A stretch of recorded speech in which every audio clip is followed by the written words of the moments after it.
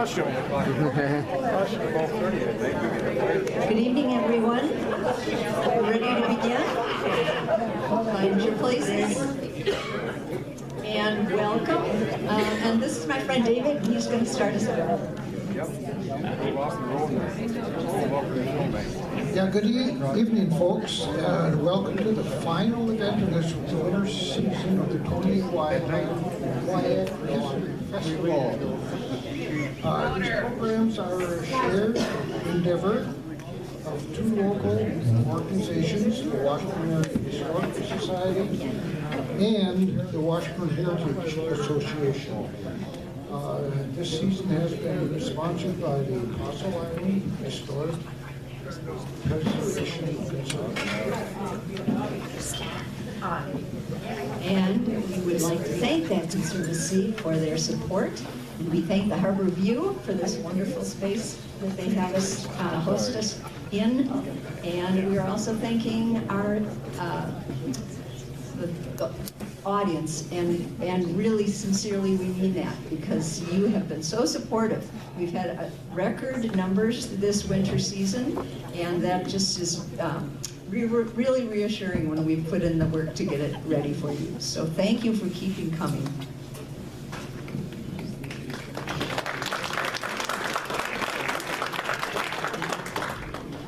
Our speaker tonight is Bayfield County Circuit Court Judge John Anderson. As most of you already know, John grew up in Washburn, and the Anderson family goes back several generations here. And that is the story that John will be sharing with you tonight. That's the Anderson family story, but what he may or may not, I'm not sure, will be sharing is some fun facts about John himself. So I looked on the internet to check up on things, and what I found when I Googled John Anderson, Judge John Anderson, was something kind of wonderful that probably a lot of you already know, but I thought it was really worth mentioning, was that in 2020, John was awarded Judge of the Year by the State Bar of Wisconsin Bench and Bar Committee. So that's pretty incredible. What I found said that the award is given to recognize an outstanding circuit court judge who has improved the judicial system by his or her leadership in advancing the quality of justice, judicial education, or innovative programs.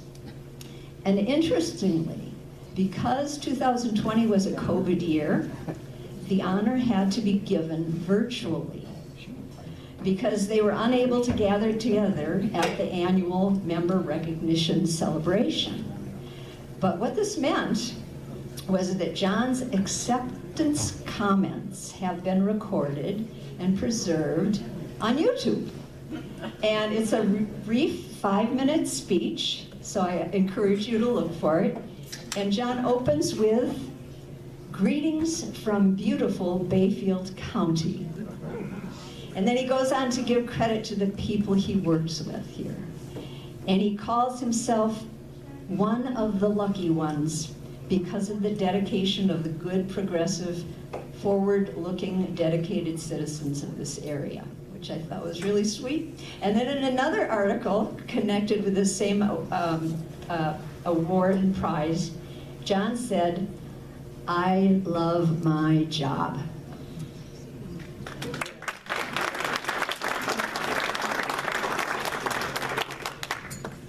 Yes, so now please welcome the Honorable Judge John Anderson.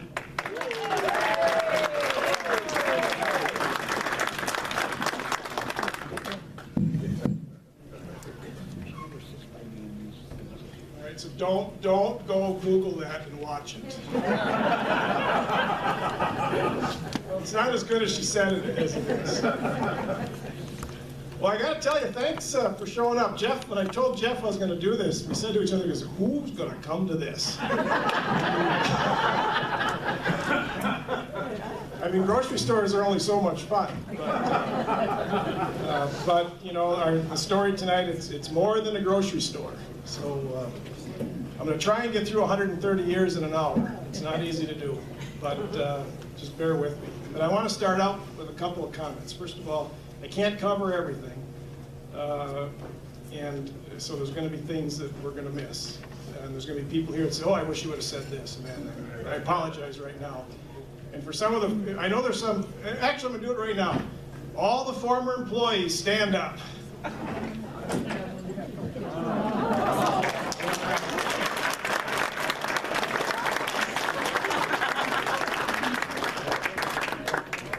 Just remember, your secrecy has been sworn. So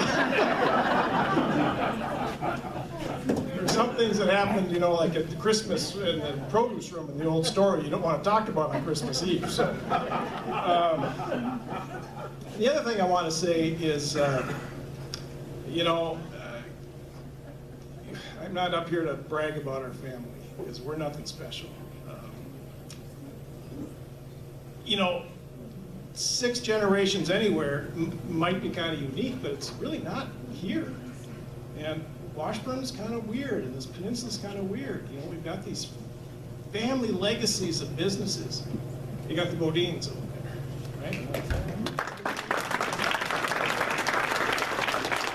You got the Bradleys, right? The Olsons, they're going to come last. So the Olsons,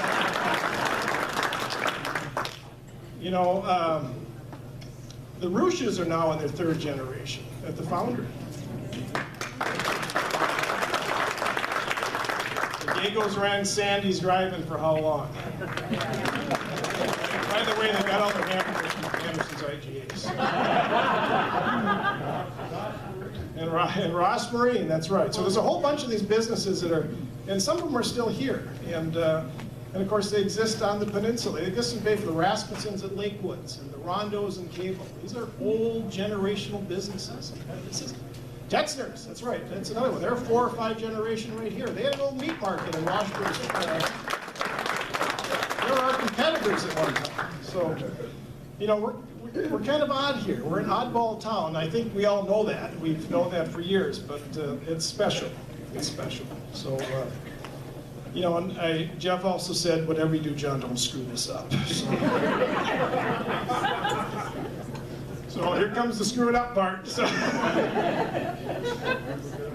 get it out of the way. All right, so let's start out with some old stuff here.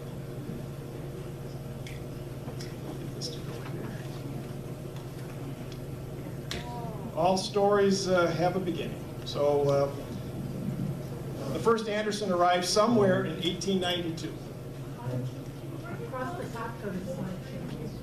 Well, I will, but I'll do it my own.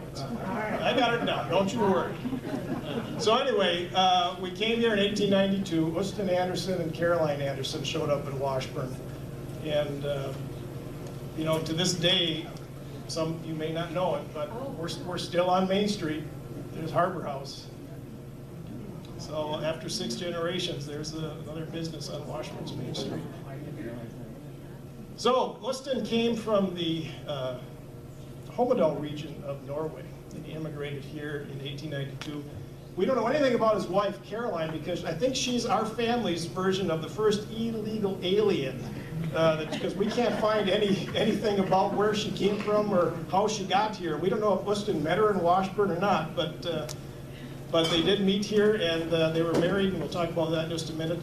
I bring this picture up. I know you can't see it very well, but man standing is Uston, and this is somewhere, you know, right around the turn of the century probably. But I want to bring this up because, you know, there's old families here. There's Matty Matson's on there. Now that's Bobby Matson's great-great-grandfather, and that's Billy Arnson. The first Billy Arnson is in there. Are the Arnson girls here tonight? Are they here? I don't think so. So these are old families, and they're still here. So I want to just see, this is Homedal today. Now, does that look familiar to anybody? A little town on a hillside? I mean, that's just a little weird, don't you think? And that's the parish in Homedal. Homedal is just north of Bergen, on the fjord areas of Norway. And Washburn came, he was a cotter in Norway. A cotter, the closest thing that you would convert that to English is a tenant farmer. In other words, dirt poor. Dirt poor. And you see this picture right here? This is probably the farm that he farmed at before he left. I found it. I'm not 100% sure, but I think that's it. But you know you're dirt poor when you leave one of the most beautiful areas on planet Earth. You have to leave. And that's what he did. He sailed out of Bergen and came to the U.S. His family, our roots in Norway, we can trace back to the late 1790s. Came to Washburn in 1892, and he married Caroline in Bessemer, Michigan in 1896. I'm not so sure why, except Caroline was about 7 years older than Wuston, and I think at that time that was pretty rare that you'd have the wife be that much older than the husband. But they got married in Bessemer, and the reason we know that Wuston started a business in the 1890s, because we're not exactly sure the exact date, but he listed his occupation on his marriage license as merchant in Washburn, Wisconsin. So he and Nick Sorensen started a grocery store about 1892 on the west side of Washburn. The building is not there anymore. We have no pictures of it. It was a crude building. And the early years were pretty rough, and the partnership ended and restarted several times. And we know that because the Washburn Times liked to talk about all the times that Wuston and Nick decided to go in and out of business. In 1902, O. Anderson, the grocer, formerly Sorensen and Anderson, starts a business. Now, you got to remember, and most old families know this, in this time of Washburn, there was a lot of hard drinking going on.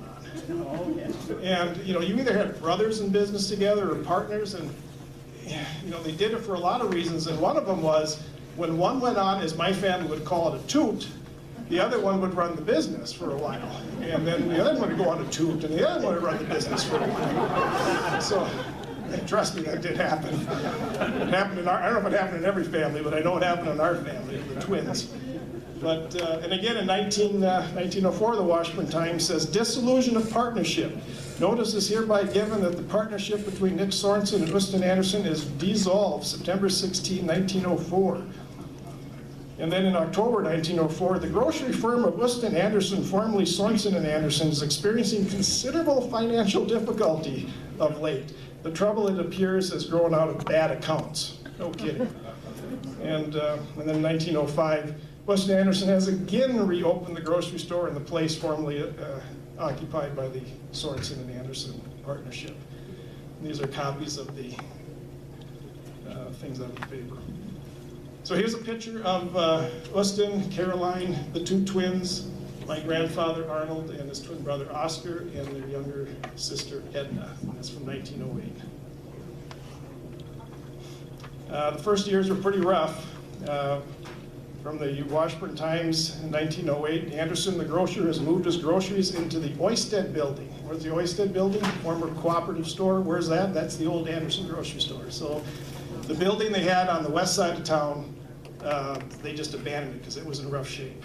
So rough that in 1911, the Washburn Times said, the Sorensen and Anderson building has been moved from its location on Bayfield Street to the A.P. Stone Farm. So you know it's bad when your place of business gets moved to a farm. And a lot of the commercial buildings on West Bayfield Street at the time, they grew up really fast for the lumber boom. And we're going to talk about that in just a second here. But they were hastily constructed during the boom years. Here's an example of one of the final ones that still exist, way over on the west side of town, just off of where 8th Avenue comes into Bayfield Street. And of course, this is Washburn in the 1880s. Here's a picture of my grandfather and grandmother. And this is the old store right behind them. And you can see it's looking west, and you don't see a lot in the background. The buildings, they're sparse and they're fall between. Now contrast that with East Bayfield Street at the time. Big difference, big difference. One side of town had more of a firm commercial base, and the other side of town was a hootenanny of having a lot of fun with the lumber yards going. In 1908, as I said, we moved to the property that's presently occupied right now by the Hanson Market. And you'll see in this picture here, this is about 1919. So we have the twins, Oscar and Arnold, and their sister Edna right here. And from the newspaper reported that that's when they moved the business to that location. Here's a couple pictures. We still have, there's the pictures of the twins right there. That still hangs in my house. Now, again, the early years were rough. Ustin had to run the business under his wife's name, under Lena, Caroline, she went by Lena. So it was L. Anderson for many years. Why? Because with the partnership with Sorensen, they didn't do so well. They ran up a lot of debts. And so they had to put everything into his wife's name. But of course, at that time, you're never going to actually say Caroline Anderson Grocer. You're not going to put that in the paper. In 1908 or 1915, you're going to put L. Anderson down. So that's how they operated for many years. You can see an ad here from 1926. You know, the head buyer in your home is the wife. It's L. Anderson, the grocer. Of course, Lena never worked at the grocery store. Here you see, you know, they just don't make ads like this anymore. This is from 1902.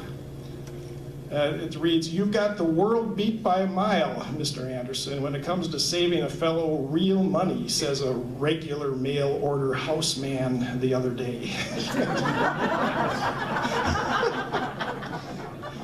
Can you just imagine the Washburn Times sitting there writing this stuff up? We got to figure something out here.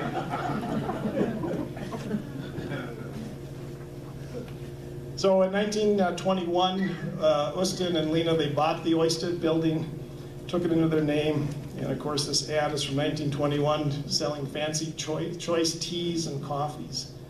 But it wasn't always easy, because right after they bought it, the burglars struck and robbed the place blind in 1921.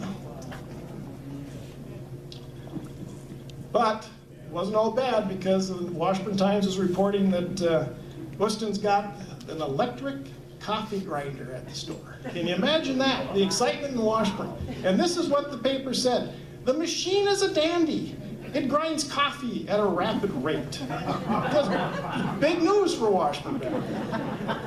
And of course, you know, Ustin bought a Studebaker. That was big news back then. In 1926 or thereabouts, the Sons joined the business and it became Anderson and Sons. Now, I know you can't see this very well because it's a really fun ad, but I want to ask you, does anybody recognize some names? So, who remembers what Celox is? S-E-L-O-X. Never heard of it? See, this is where. Anybody got a guess? It's close. It's soap. So, and they probably made bleach. So the other part of this ad, I know you can't see it very well. It's spelled F-R-A-I-N-A. Frena. Now, what do you think Frena is? Cereal. Think about, it's probably misspelled. Farina. It's cream of wheat. Cream of wheat for 29 cents. Wow.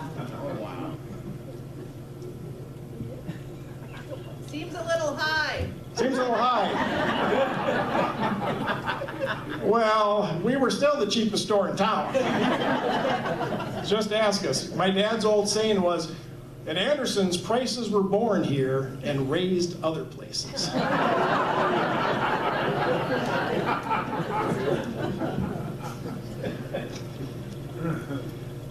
So this, of course, picture is from about 1919. And as you can see, you can't really see it so much. I know that this is small, but you know, there's brooms, there's paint. It's a full-service store. It's a mercantile center. And the point was, and this was said, if you couldn't buy it at Anderson's, you probably didn't need it. But you know, because it became full service, and because you haven't figured out Andersons are a little Scandinavian, I couldn't get through this without talking about Lutefisk. Here we go. Oh, don't you worry, it's going to get better. You know, Christmas in early Washburn always required huge stocks of lots of things that we don't even think about anymore. Lard, cookies. Everyone baked with lard, not butter, lard. And then we sold it by a lot. Even when I was younger, Scandinavian families were making rulapilsa, the chet rolls, right? Where's the Pedersen boys back there? They still remember making chet roll, right? You betcha. What's chet roll?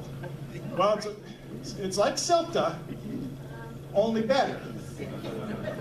Because silta looked like head cheese, and chet roll looked more like, 2-day-old roast beef.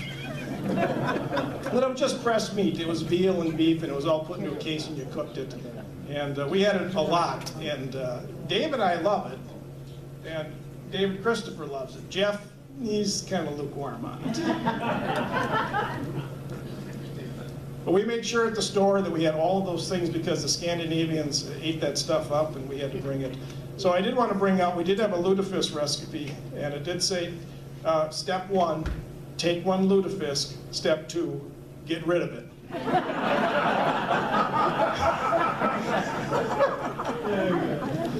So lutefisk and herring, of course, Bodine's probably going to talk. They could probably do it on herring. Were common. They were always shipped in wooden barrels. And Bill's over there, and remember when they started doing making the barrels when you finished high school there, you were making those, recreating those up in Bayfield. Lutefisk was often kept in barrels in the snowbank outside the front door. Oh, wow. It was the honor system, so to speak. But you had to understand that nobody really cared because, well, let's face it, lutefisk theft was not terribly common.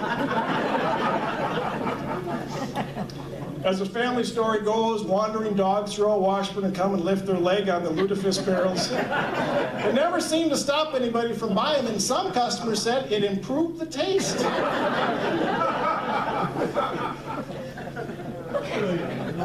So here's pictures of lutefisk right there, and you see this stuff right here? This is the pressed meat that we call the chet roll. It's a rulapilsa. It's good. Norwegian and Swedish traditions ran very deep in our family, as did in many families in northern Wisconsin.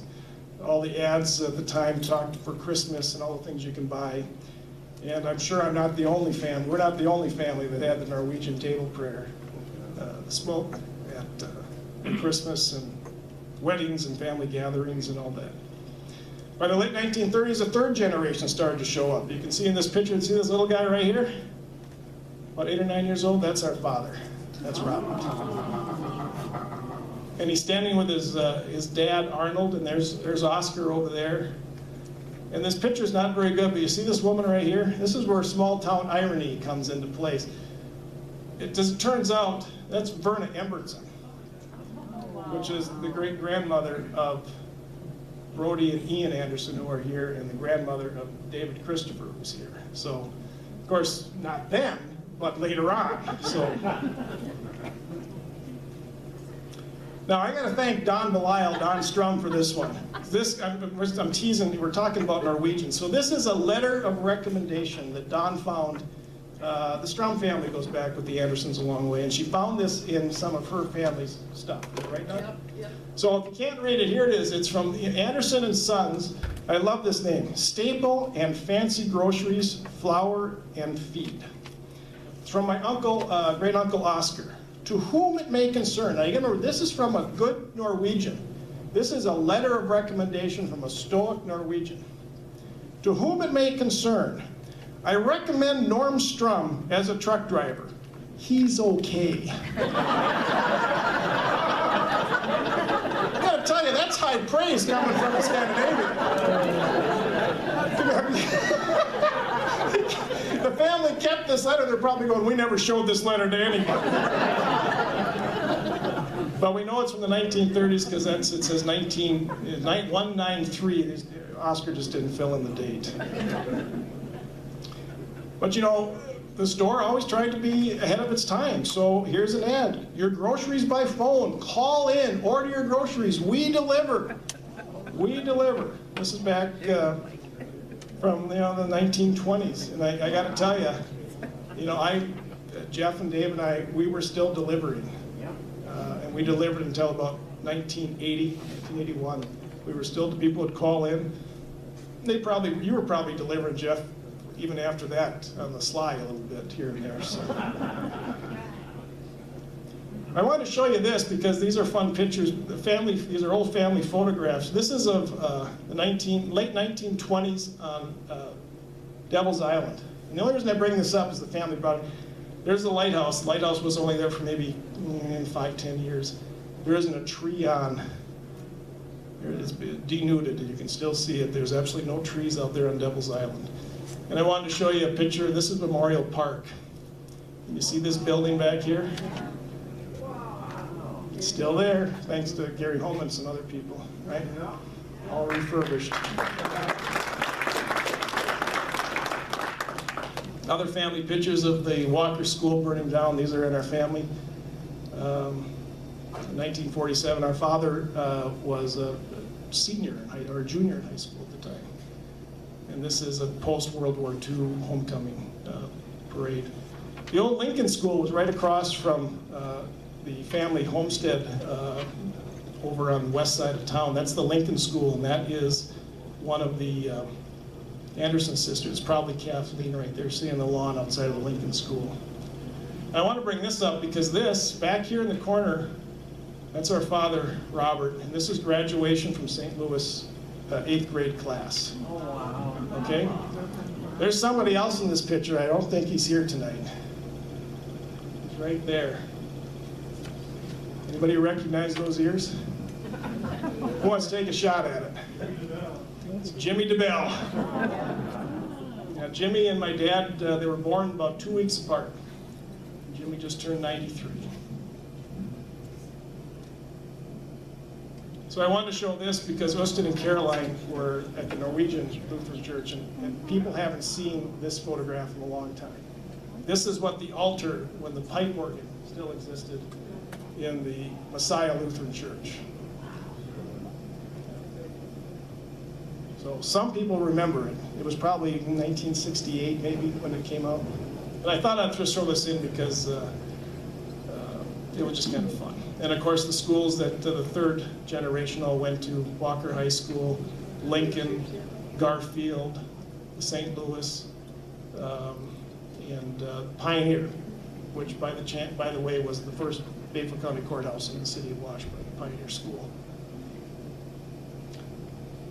This picture is taken just prior to World War II. You can't see it very well here. I wish we were a little bigger. When I was putting this together, I'm like, oh gosh, these are great pictures. And I put it here, I'm like, oh gosh, these are terrible pictures. But you can see my grandfather standing in front of the store, and you can just see this, the huge quantities of sacks of flour.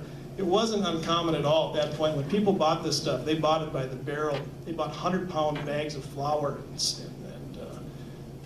sugar, and that's how they did it. And this, of course, is my grandfather. About 1950, he and his brother Oscar took over the store after Ustin died. And Ustin died in 1937. Ironically, he was born in 1869 on March 14th, which happens to be my birthday. And I wanted to bring this up because you just don't see this stuff in obituaries anymore. This is his obituary. Pioneer Washburn groceryman dies, and Bayfield Street, the business places on Bayfield Street were closed during the funeral as a mark of respect to the deceased. October 21, 1937. So here comes the third generation. It's my dad and his brother Billy in front of the grocery store about 1935. And the Anderson siblings, the twins, Jeanette, their daughter's here tonight. Bridget over there, and Joanne, and then the youngest daughter, Kathleen. She's the last of the surviving, and then my dad and Billy in the background. World War II was a fun time in Washburn, if you didn't have to go to war. And there were so few men left in town that my dad was 11 years old when Pearl Harbor happened. And he was handed the keys to the store by his dad and said, "You're the delivery boy." He was 11 years old. So here's a couple stories about this. So during the war years when he's driving around, first of all, he tells a story, and it was in the newspaper when they sold the store in '85, that the state patrol pulled him over one time. And he was 12 or 13, and he pulled him over and he said, "What are you doing? You're way too young to be driving." He says, "You take that truck back to your dad's store and tell him you're done." So Dad drives back to the store. Says, "Well, the state cop just pulled me over. What do I do?" He says, "You get your ass back in that truck and deliver those groceries." Because he doesn't run this store. So in the truck he goes, and out he went.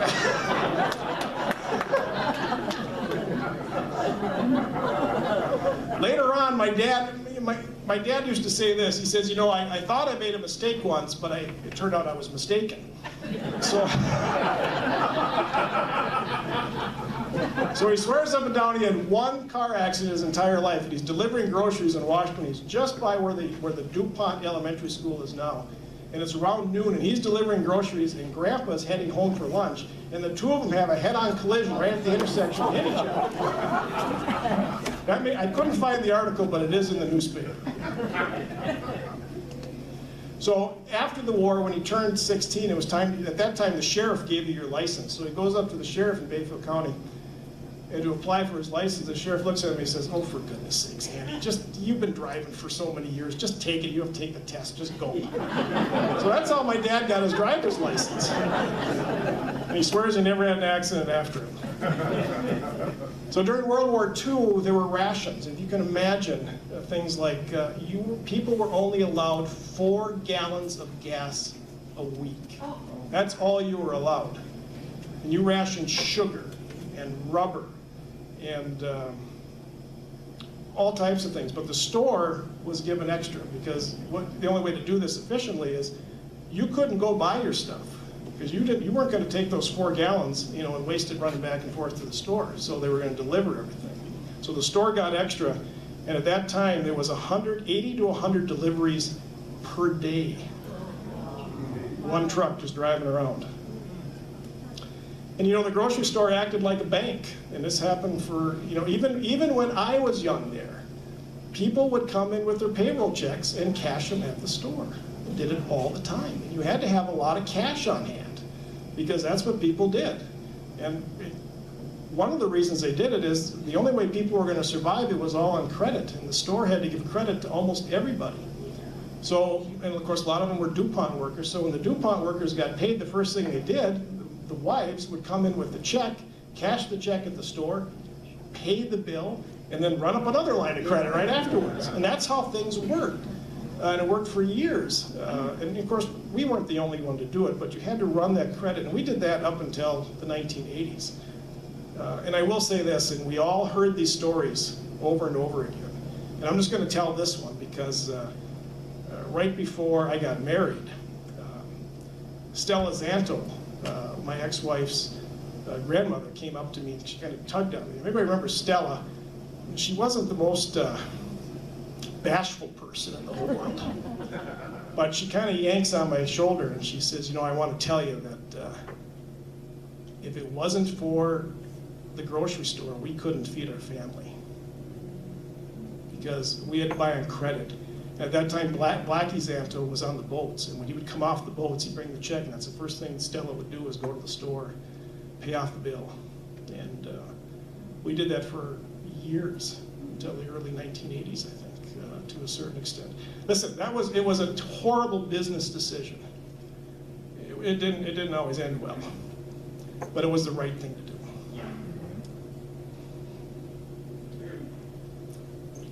All right, so I've already told this story, so right before Dad died, in 2018, we were talking about his delivery days, and he was talking about Jimmy DeBell a little bit, and then he goes, "Oh yeah, we used to deliver to the moonshine stills," and I said, they were still shining in the 1940s? He says, "Oh yeah, they were still moonshining in the 1940s." I said, "Did you ever see a still?" He goes, "No, they wouldn't let you ever get to the still," and I said, "Well, Dad, how do you know they were moonshiners?" He said, "John, when a couple of men order 1,000 pounds of sugar, they're moonshiners." Can you imagine 1,000 pounds of sugar? They're moonshiners. Great Uncle Oscar never married, but Arnold and Cora had the 5 children we talked about: Robert, William, the twins, Joanne, Jeanette, and the youngest, Kathleen. Here's a picture of the store. Here's what you're looking at here. This is the DeMars garage. It's Ross Marine. That's Ross Wayne. This is right in front of the old grocery store, right? This picture's taken. And I think, if anybody knows, I think that was the creamery back there. Yeah, that was the old creamery in the distance. Yep. Cora and Arnold died very suddenly in their 50s, and Oscar died suddenly in 1961, and here became one of the big traumas in the Anderson grocery store, because Oscar died with no will. Grandpa already died. The twin brother Oscar was running the store. Dad was there. They were going to turn it over to Dad at one point, but Oscar died. He didn't have any kids, didn't have a will, but he had a sister, Edna, who left town 30 years before that. Well, guess who the heir was to Oscar? It wasn't Dad. It was Edna. And so Edna comes home and says, store's mine, and turned into a big family squabble with the help of attorney Robert Spears, who my dad thought the world of. By the way, his daughter's here tonight. Right, Karen, right back there? Bob Spears is a great man. He's a great man. But, you know, the help of Bob Spears, they went down, to Chicago and had to reach some settlement, and it was all said and done. After everything got done and the girls got their portion, a little bit of some utility stock, Dad came back with the store, and he opened up the business again, and he had $5 left. $5 to his name. That $5 bill went into the cash register to open the store up again in 1961. You know you're poor when that stuff happens. William, his brother, joined the business a few years later, and those two stayed together as partners for 25 years. And right away, by 1963, it was time, they had to remodel. And for some of you might remember this, but there's the storefront of Anderson & Sons IGA, right there. In the grand opening, they're giving away saucepans. Remember that when grocery stores would do that? You have plates and saucepans and all that stuff, and what were they called? H&S green stamps, remember those things? What did you ever do with these green stamps? I never could figure that. People go, we got green stamps. I'm like, what the heck is green stamps? Yeah, so with the new decade of the 60s, here was Anderson Stores holding a grand opening. Here's a picture of what the meat case looked like, the brand new butcher shop. And at this point in Washburn, the fact that you had refrigeration was a big deal. And there was actually a little case where things were frozen in. Well, nobody saw that here, because frozen food just didn't exist back then, unless it was in your freezer at home. So you had the meat counter, and I just wanted to bring this up. You see this guy right here? It's a bad picture. That's Tony Woiak's brother. That's Larry. He was a butcher in the grocery store for years. And here you see my dad and Billy in front of the new store, the new remodel. That was 1963 was the remodel. By the end of the 1960s, though, it was pretty obvious that to survive in the grocery store, you had to grow. Small-town grocers were fast becoming a thing of the past. And this is 1968. That's Bertha Hudson. Who remembers Bertha Hudson and Bubby Foltz in the store? Those two have to hold some type of world record for being cashiers at a grocery store for the longest time. And and when they finally left was when Dad brought in UPC laser scanners. And I think it was Bubby said, "Not for me." She said.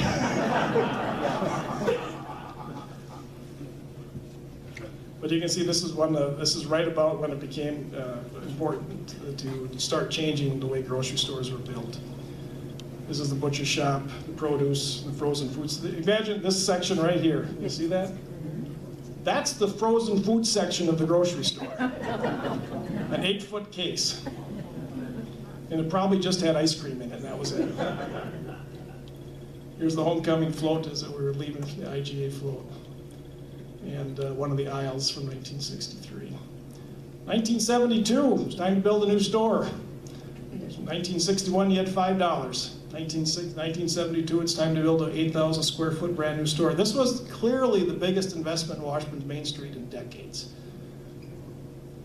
And for those of you who can probably remember some of this, these are actually production photographs when the store first opened. And she's here. Where's Kelly Warren? Stand up, Kelly.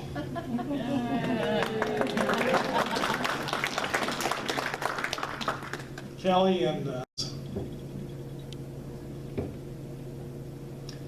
and one of our families, the great joke in our family is the notorious banana tree.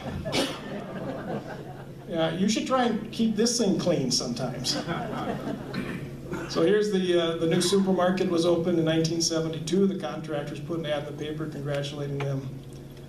The frozen food section was expanded, dairy. These are kind of cool pictures. Here's my mom and dad and Uncle Billy and his wife Mary. So right after the store was built, who remembers the Johnson Bakery store? The bakery, right? Burnt down in the late 1960s, maybe 1970, right around there. Was it 72? So anyway, so the store was built in 72. So right away, Washburn didn't have a bakery. So, you know, Dad was pretty smart. Let's see, we don't have a bakery. Maybe let's put a bakery in the store. That's never been done before. First store in the area to an in-store bakery. So as soon as we built it, we started remodeling it right away. And here goes the in-store bakery, and there it is right there. So after Johnson's Bakery burned down, this became the bakery for Washburn for a number of years. This photograph here is taken during the last remodel of Washburn's Main Street, which rumor has it's going to happen again. But when I was city attorney in the late 1990s, early 2000s, they said that we were going to get a remodel of the Main Street by 2005. So we'll see if it happens. Anyway, so here's just a couple of homecoming floats real quick. Here's the fourth generation, the bearded Andersons. That's cousin Billy back there, who's not with us anymore. Robert, Bill, Jeff. Jeff had an afro. Jeff and Dave had the curly hair, and I got the straight hair. There's Dave right there. So by the time the 1970s rolled around, Billy and Dave and Jeff, they all worked full time. But you know, we had trouble. So how many times can a grocery store catch fire? Turns out 3. First one was in 1921, where it destroyed all the inventory. The second one was 1940. And then, less than a year after the new store was built, boom, big fire. And fire strikes Anderson's IGA New Year's Day of 1973. Caused extensive damage throughout the store. I know you can't see these pictures, but it was bad. So here's what happened. Brand new cases, the frozen fruit cases where you put those great big turkeys in, well, they have a defrost cycle, you know, because the pipes will freeze up, so it has to defrost. Well, when it defrost, it kicks up a lot of heat. Well, it never turned off from defrost. So can you imagine what a frozen turkey starts to do when it starts to thaw and cook, and it starts to drip grease onto hot coils, and boom, up goes the fire. So the fire destroyed a big chunk of the inside of the store. The good news is they had a fire door, so it never passed into the old wood section of the store. But it was disputed as to what the cause was, and the insurance companies fought back and forth, and the store was closed for 7 months. And just about put the family into bankruptcy. But it finally got settled and we reopened again. I think actually, Jeff, am I right that, was it Tim Smith that gave you a job that time? It was Mom and Dad, that's right, yeah. Yeah, the Smiths gave you a job. So Jeff went to work, and Dave, so yeah. So that's nice, Washburn, the people down the street gave the Anderson boys a job in the meantime because, the turkeys burnt up their store. So, it was tough to recover from that. It was a really big financial problem, but, my uncle, Bill, and Dad, they just worked harder. That's all they did, because it was a big loss. Then, of course, right after that, they tore up Main Street. And just about every business on Main Street really struggled when they tore it up. And we just came through a fire. And, people don't understand how close Andersons came to saying goodbye. It was this close. Between the fire and tearing up Main Street, it was nip and tuck. So here's an outside picture about 1977. I bring this in, Butch Warren's here today. So there's probably not a lot of people that remember this, but remember the Outdoorsman? Washburn's first fun shop. You could buy motorcycles and stuff there. And they rented from us for years, and that was the Outdoorsman right there, and in the old Anderson grocery store, and of course the newer edition was right here. And they did that all through the 1970s, and then that was a lot of fun. It was a lot of fun. The Warren boys, they were fun. It was, I think we had pretty good, I think we were pretty good neighbors, right? Butch? It was fun. Yep. By the way, I don't know if Dad ever worked a deal out with your dad, Jimmy, but all of a sudden, Dad came home once with two Kawasaki 175s, and I had a 90 or something. I don't know what it was. And greatest thing in the world, we got motorcycles, right? Until Jeff decided to go, tootle around out in the Sun Bowl and damn near killed himself. But he was paralyzed for a while, actually. But he said it actually helped his basketball shots. Anyway, I wanted to show that because the Outdoorsman was a fun place. So when the store came in, like I said, it was the first place with we stopped. We didn't have to stamp things. Remember the old stampers? Boom, boom, boom to stamp because that was all UPC now. We had Dad would be able to order the entire store with a little teeny handheld device. But the most exciting thing that every kid in Washburn loved when the grocery store was built, the outdoor, you would stand on this thing, and the door would open all by itself. Every kid that came in that store jumped up and down on that thing, and we have to chase out, you're going to break this thing. They loved that thing. It was the greatest entertainment in Washburn for the first few years. The automatic door, my goodness.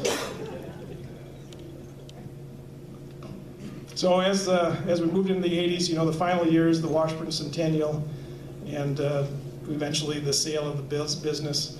The family did, actually, we ran a little restaurant in the deli for a while. We expanded back into the old store, built a little restaurant in the deli over there, and it was actually a busy little place. It was quite quaint, actually. But the children of the families worked there, David, Jeff, I, Billy, Rosemary, Robin, Patty, Ruth, and cousin Suzette. We all worked at the store. We were all put. If you had Anderson blood, and you were a teenager and it looked like you had too much time on your hands, that wasn't going to last very long. Get to the store. I think, Dave, how old were you when you got hauled down there?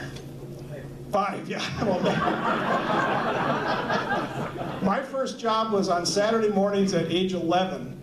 After Saturday morning basketball, I had to go out and clean the toilets at the grocery store at age 11. That's not a great memory, I'm going to tell you that. So here's a picture of what it looked like, and you can tell this is the restaurant was in there because you can see the little teeny draperies right there. So this is about 1980, with a nice El Camino parked right in front of the grocery store. 1983, Washburn celebrated their centennial, and the Anderson family participated considerably through this. This is Frank Uppadall's Clydesdales pulling our float in the Centennial Parade, and of course they had the Sisters of Swish and the Brothers of Brush for the Centennial, so there's a beard growing contest. We all grew a pretty good beard. Billy struck out a little bit. Dad looked like a Jewish Hebrew. He grew this beard under his thing like this on the other side. He shaved it off quickly after Centennial. Here's Mom and Dad in the Centennial Parade.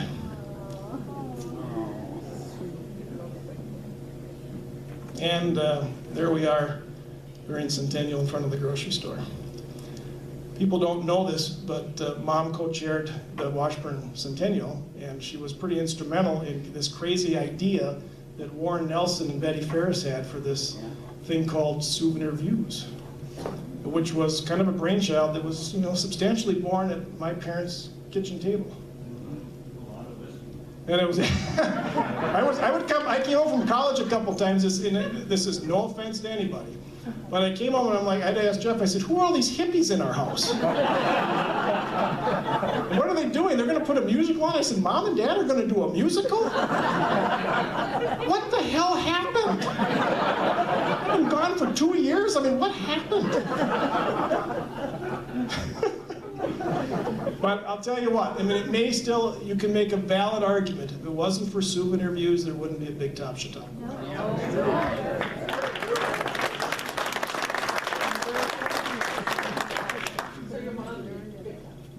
Well, so my mom invented Big Top. It's not quite what it should be, but it's close enough. Al Gore invented the internet, so mom invented the Big Top. So. In 1983, the city declared the 100 most influential people in Washburn's history. Uston, Arnold, and Robert all made the list. In 1985, it was a tough time for grocery stores. We had 2 grocery stores in Washburn. And this is probably not a stretch, but if they both would have fought each other for 5 more years, there wouldn't be any grocery stores in Washburn. That was the reality. And Dad went to the doctor and says, the doctor says to him, if you don't get out of the grocery business, you're going to be dead in 2 years. Of course, that was not true, but it kind of scared him, and said it's time to move on. So the answer was that the Bitzers and Jeff partnered together and bought the store out and moved into the Anderson building and became Big Dollar, Washburn Big Dollar at that point. And here's a picture of the Bitzer brothers, Bob and Gary and Jan and Jeff. Jeff's got the beard back there. And of course, they stayed together from 1985 until 2018. And look what they built. Look what they built. I mean, towns like Washburn don't have stores like that. They just don't. You drive through towns, they just don't have stores like that. So I brought this picture up. This is when they were tearing the old store down. So remember I told you that when Oscar died, there was a big fight. But Oscar always told my old man that, oh, don't worry, I've got some cash saved up. So if something happens, it's in the apartment. Because the whole family lived in the apartment above the old grocery store. In fact, I don't know if I was born there, but it was close. It was there as a child. And so, they never did find the money. And Jeff remembers this. So when the store was getting tore down, Dad and I and Jeff were hanging around. Because we're thinking, when one of these walls blow out, Oscar's money's going to come flying. We didn't tell anyone. We're just kind of wandering around looking. You see any money, Jeff? There was no, it's the Anderson family saga. At the end of it, there's never any money. So,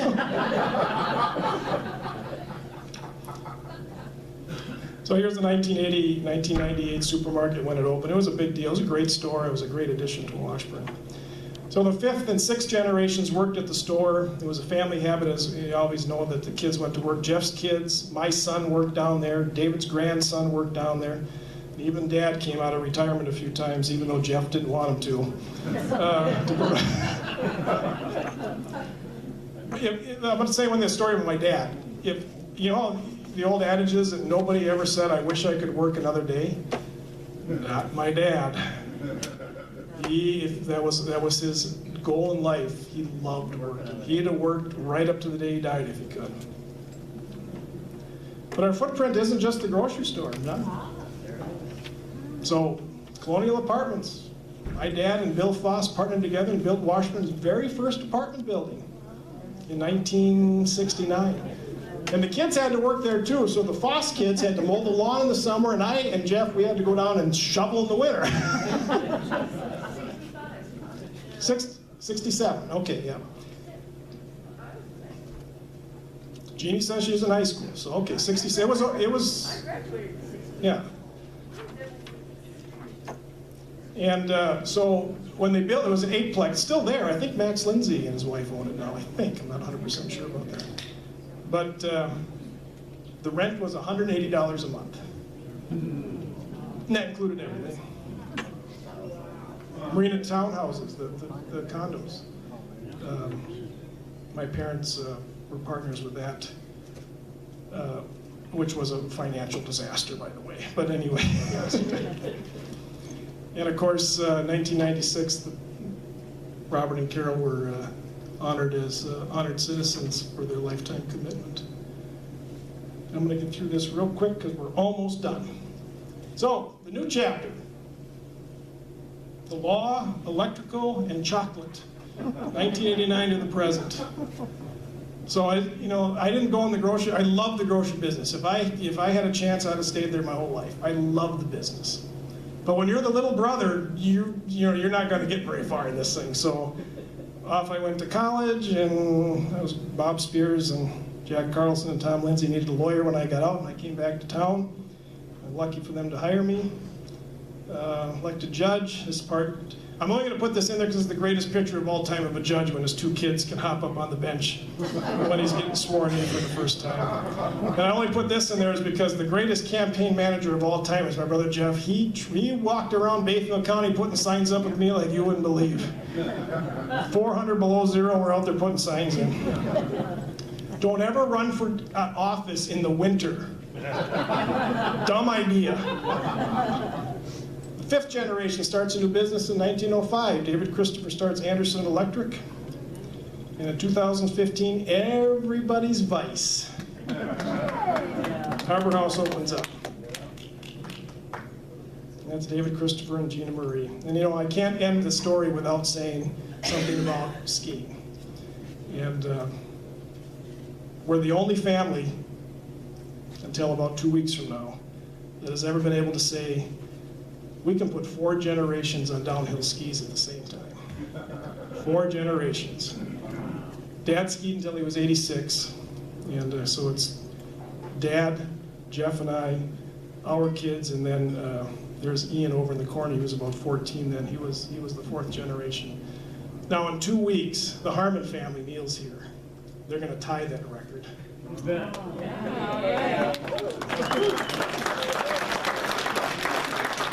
By the way, I went skiing with Neil this weekend, and this guy can still cut it. He's funny. He says, I don't know if I can golf this summer. I'm getting kind of dizzy. He's flying down the hill 35 miles an hour. I'm like, you can't golf? Am I missing something? Foosh, foosh, foosh, foosh, foosh.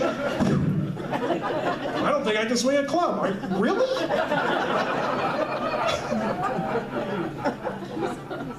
So we have a little plaque on one of the, commemorating our 4 generations on the ski hill at Ashford Bay. Some of the skiers are pretty good. So here's Jeff, and there's Tommy Lindsay and Tex Melanowski. There's my dad coaching, and this is David's ski team. I think Billy Lindsay's there. I think Jimmy Bradley's in this picture too somewhere. Just quick. Yeah, and we always considered Dave was probably the best skier in the family. Dave was pretty good. Here's him taking some pretty significant jumps. But the 6th generation took skiing to a different level, and David was the best skier in the family until his granddaughter showed up.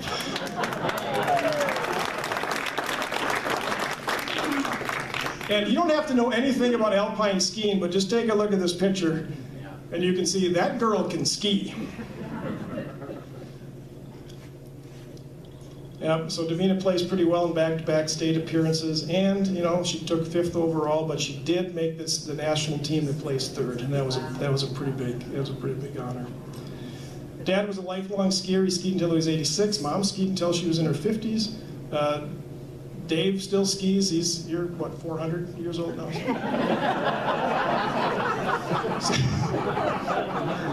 704, 73. Jeff's pushing 70, and I'm pushing 60, and we're still going. Here's Dave and his 2 grandkids, the 4th and 6th generation together. But it wasn't just skiing. I got one of my favorite pictures in the paper. This is big guy Billy Anderson. Now Billy was 6'3" and 303 pounds. Billy was a big boy.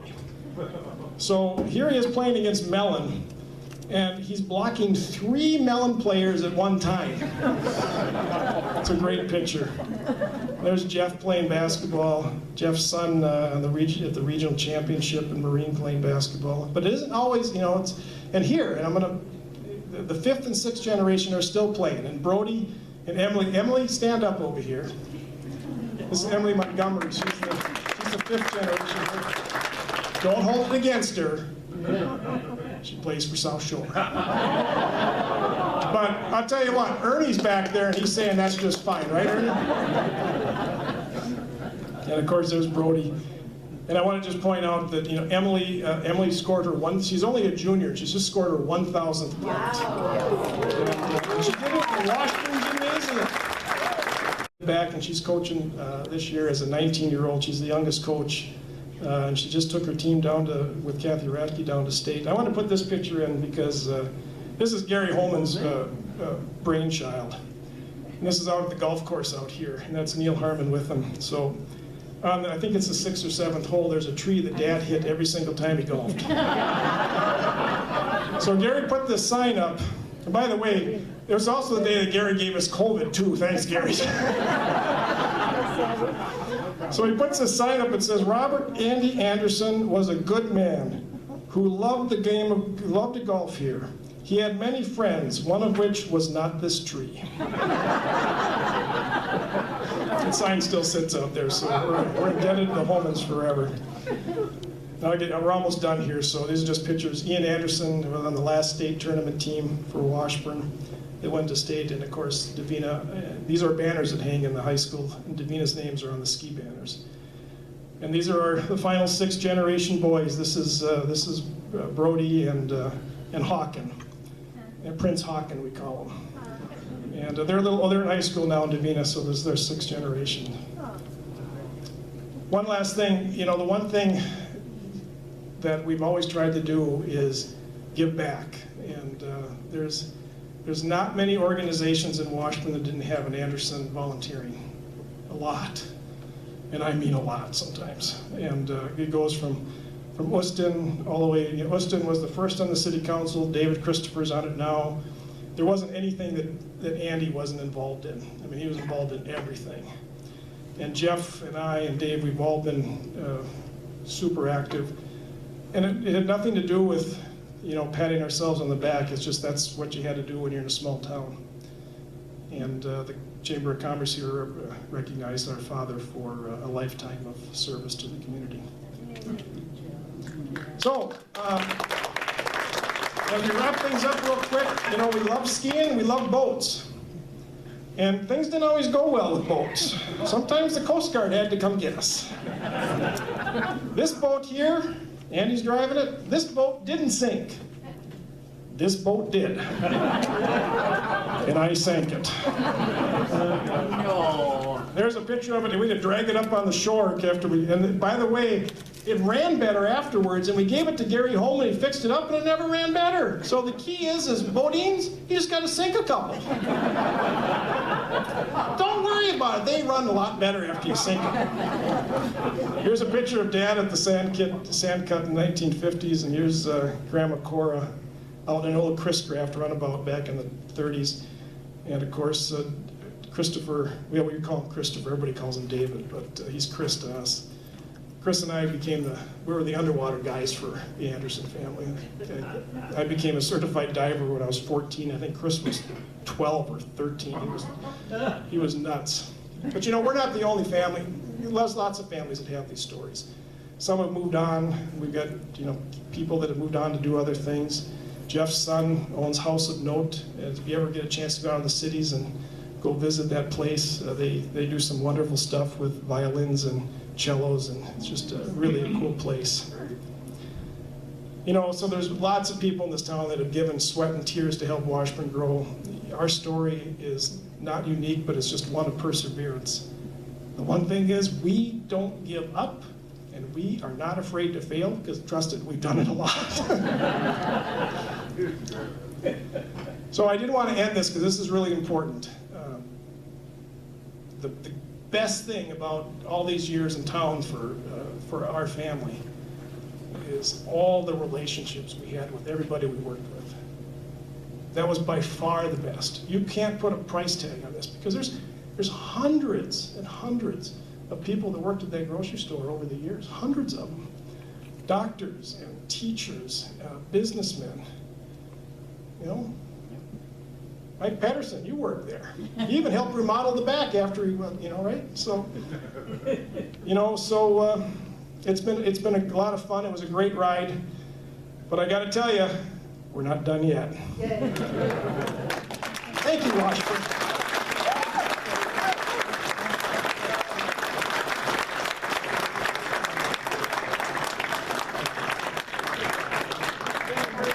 You might want to talk about lutefisk some more? Just scrolling through some quick pictures.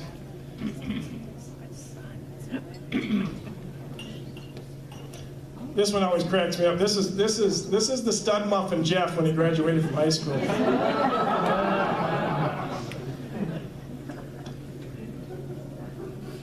Stud muffin Jeff. Here's Dad when he graduated from high school, and here's my son Jacob, the youngest reserve officer for Bayfield County ever. And this is when Grandma Gregoire turned 100. She was born the year that Abraham Lincoln was killed, and she died after the 1965 after the space shots. That's quite a lifetime.